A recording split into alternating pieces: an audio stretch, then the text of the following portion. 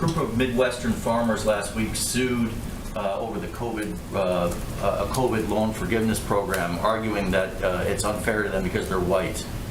Your reaction to that lawsuit, and do you stand by the program's structure? It's a great question. I appreciate it. I think I have to take you back 20, 30 years when we know for a fact that socially disadvantaged producers were discriminated against by the United States Department of Agriculture. We know this. We have reimbursed people in the past for those acts of discrimination, but we've never absolutely dealt with the cumulative effect.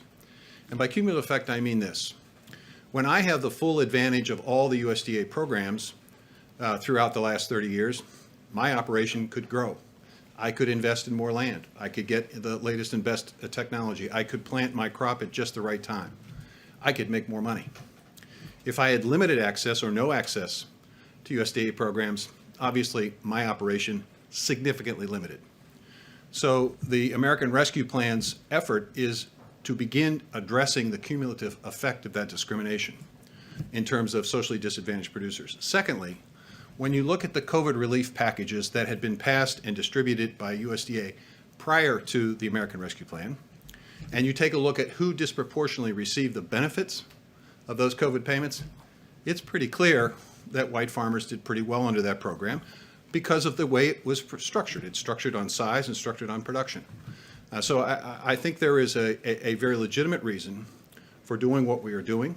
I think it has to be complemented with additional steps, which the American Rescue Plan provides, an equity commission to take a look at whether or not there are systemic barriers that need to be removed at the department, and also taking a look at how we might be able to create better technical assistance, better access to land, better access to markets for socially disadvantaged producers and for local and regional food production.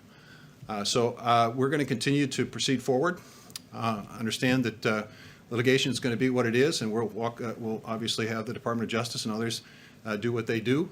But in the meantime, the U.S. Department of Agriculture is going to move forward with that effort. The Restaurant Revitalization Fund provides $28.6 billion in direct relief to restaurants and food and beverage establishments, and prioritizes those that are women-owned, veteran-owned, and owned by other socially and economically disadvantaged individuals by only funding applications from these businesses for the first 21 days of the program. Then it expands beyond there. Earlier today, the president also visited one local restaurant that was a beneficiary of relief funding through the Revitalization Fund's pilot program.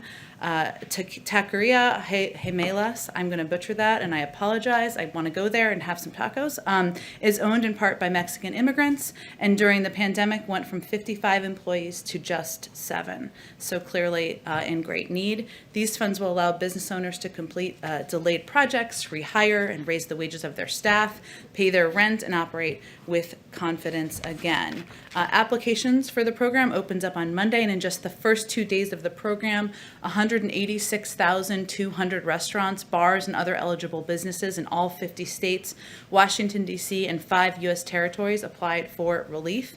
97,600 applications came from restaurants, bars, and other eligible businesses owned and controlled by women, veterans, socially and economically disadvantaged individuals, or some combination of the three. 61,700 applications came from businesses with under $500,000 in annual pre-pandemic revenue, representing some of the smallest restaurants and bars and businesses in America. We look forward to implementing that program. With that,